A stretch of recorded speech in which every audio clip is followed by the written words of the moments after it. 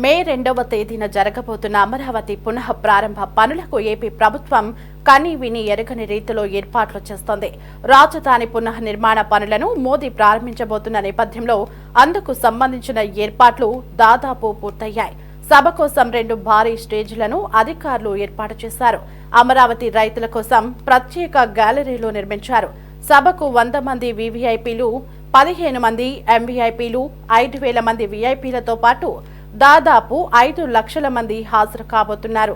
మోదీ సభ ఏర్పాట్లపై మరింత సమాచారం మా సిటీ 24/7 ప్రతినిధి గాలిబ్ అందిస్తారు. అమరావతిలో ప్రధాని మోడీ సభకు ఏర్పాట్లన్నీ కూడా తుది దశకు చేరుకున్నాయి. ప్రధానంగా మోడీ వస్తున్న నేపథ్యంలోని కనీవిని ఎరుగని రీతిలోని ప్రభుత్వం ఏర్పాట్లు చేస్తుంది. ప్రధానంగా ప్రస్తుతం మనం సభా ప్రాంగణంలో ఉన్నాము. దాదాపు 250 ఎకరాల్లోని సభకు సంబంధించిన ఏర్పాట్లు చేస్తున్నారు.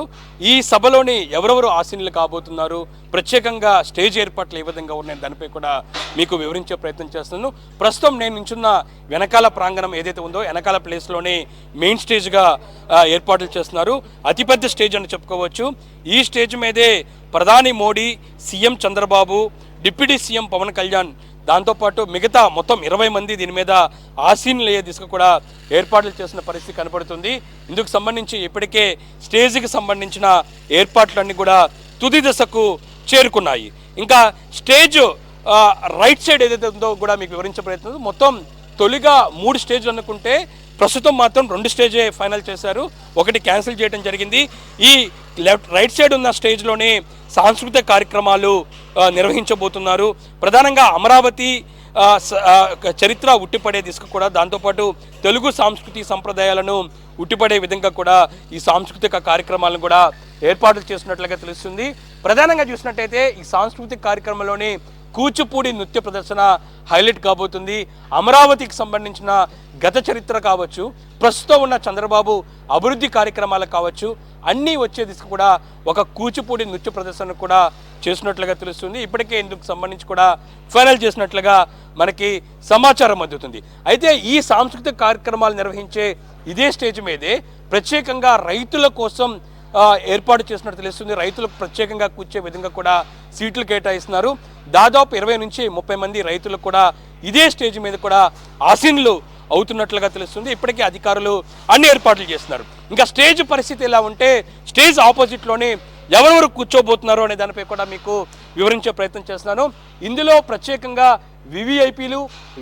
విఐపీలు మోస్ట్ ఇంపార్టెంట్ పర్సన్స్ అంటూ కూడా 3 విభాగాలుగా వివరించారు. ప్రస్తుతం నా వెనకాల ఉన్న బ్లూ సీటింగ్ కావచ్చు, రెడ్ సీటింగ్ కావచ్చు, ఈ ప్రదేశంలోని స్టేజ్కి రైట్ సైడ్లోని ప్రత్యేకంగా చూసినట్టయితే ఎమ్మెల్యేలు, ఎమ్మెల్సీలు కూడా ఆసీనులు అయ్యే దిశకు కూడా ఏర్పాట్లు చేస్తున్నట్లుగా తెలుస్తుంది.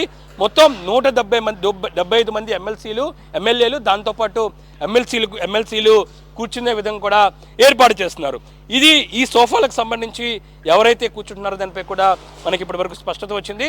ఇంకా స్టేజ్ ఆపోజిట్లోని మనం చూసినట్టయితే అక్కడ మనకు కనబడుతున్న వైలెట్ కలర్కి సంబంధించిన సోఫాలు ఉన్నాయి.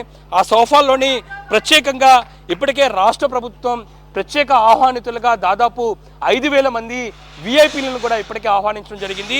ఆ వీఐపీలందరూ కూడా మనకు కనబడుతున్న ఈ వైలెట్ కలర్ సంబంధించిన సోఫాలోనే కూర్చోబోతున్నారు. ఇందుకోసం ప్రత్యేకంగా ఇప్పటికే ఏర్పాట్లు చేయడం జరిగింది.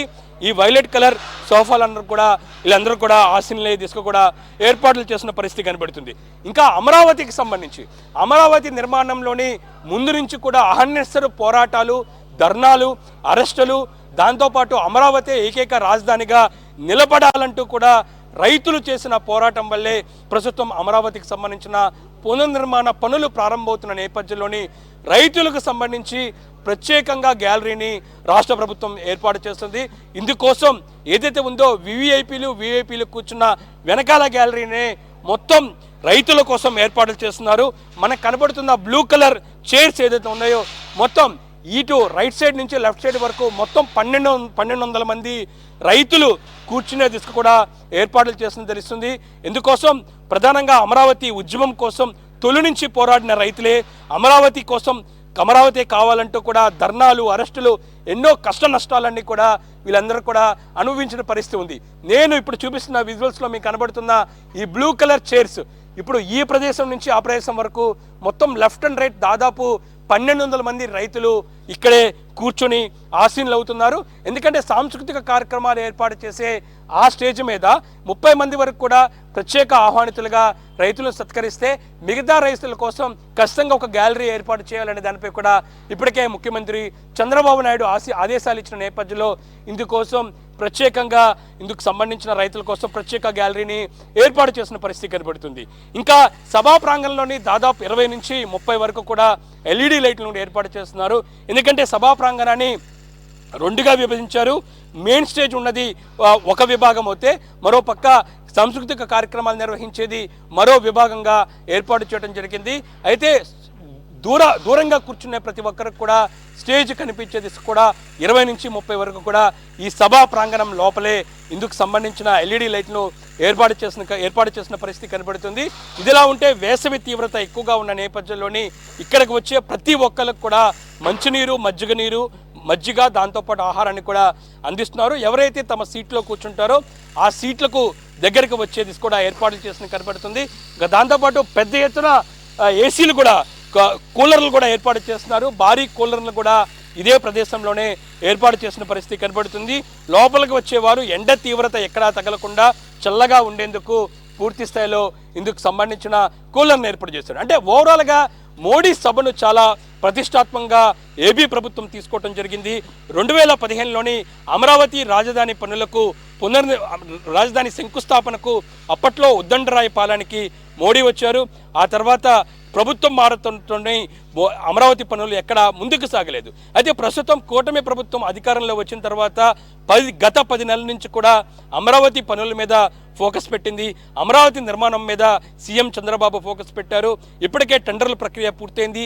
దాదాపు 44,000 కోట్ల రూపాయలకు సంబంధించి కూడా పనులు పునః ప్రారంభిస్తున్న నేపథ్యంలోని మోడీ రాబోతున్నారు.